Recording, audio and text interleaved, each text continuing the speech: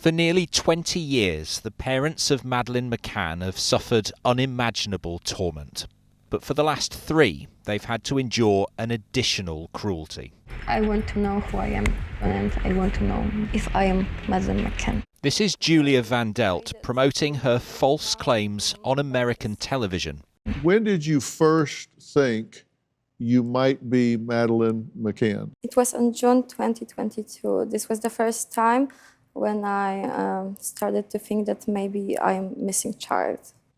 But she was also relentlessly hounding the McCann family. This is Julia. She have here 3, maybe 4 years. But before all that, she'd contacted a Polish missing persons charity run by Iwona Modliborska. It's 100%. She is no Madeleine. And you told her this? Yes. And she didn't listen? No. Madeleine was the 3rd missing child Julia had claimed to be. She had all the answers well prepared and she was very determined. It was impossible to persuade her. Do you think she genuinely believed she was Madeleine? She was looking for fame. She thought that this will bring her fame. This was her objective. I don't think she believed she was Madeleine. She was clearly a troubled young woman. But I have my own right to find out who I am and to meet my biological parents. She'd been abused as a child and claimed she may have been abducted. But despite being told she wasn't their daughter, she began bombarding Madeleine's parents, Kate and Jerry McCann, with calls and voicemails, as many as 60 in one day. Madeleine's sister, Amelie, told the court Julia claimed to have childhood memories with her and sent her doctored pictures to prove a resemblance. After turning up at the annual vigil for Madeleine in their home village in Leicestershire and speaking to a relative, a Metropolitan Police officer called her. All I'm going to say is what I said back in 2022. You are not Madeleine McCann, okay? If you do go to Leicester again, there's offences called harassment here. If you cause any harassment, you could be arrested, okay? I will never give up. This is something that I want to tell you. I know you won't. Instead, she accepted help from one of her online supporters, Karen Spragg, seen here arriving at court. She was cleared, despite accompanying Julia back to Leicestershire, paying for them to check into a hotel before going to the McCann's family home. After waiting at the end of the street, this is Julia running to confront Kate McCann, who'd just arrived home, with Karen following shortly afterwards. Kate McCann recalled being frightened as she was approached from behind on her own driveway in the dark. Julia pleading with her to take a DNA test. Karen asking her aggressively, "Don't you want to find your daughter?"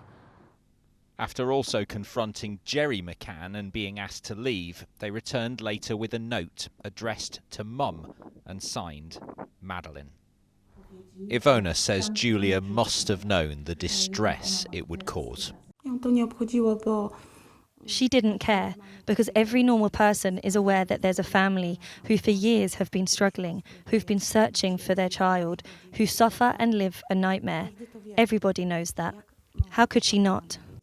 A DNA test after her arrest proved she is not Madeleine McCann. I just want to know the truth. And I know the truth. I just want to prove the truth. But despite that proof, she told the jury she still believes she is. Her conviction may provide some relief, but likely little solace for a family still seeking answers about their missing child. Now, Ben, in the last few moments, Julia Wandelt has been sentenced. What is the latest from court? That's right. The judge has given her a 6-month prison sentence. That's the maximum she could have imposed for this charge of harassment. Now, Julia Wandelt has already served more than that time in prison since her arrest in February. She is not being released today, though. The Secretary of State will now have to decide whether she should be deported back to Poland. The judge said in her sentencing remarks that there had been no proper or legal basis for Julia's assertion that she was Madeleine McCann. She said that Kate and Jerry McCann had suffered for many years and that Julia's constant pestering, badgering had been unwarranted, unkind and criminal. She also said that she believes that Julia Wandelt continues to pose a significant risk of harassment of the McCanns in future, and so she imposed a restraining order on her, preventing her from ever contacting them, preventing her from coming back to Leicestershire, and also publishing or commenting on the case online or anywhere else. She applied the same restraining order to Karen Spragg, even though she has been cleared of all the charges. Ben in Leicester, thank you very much indeed.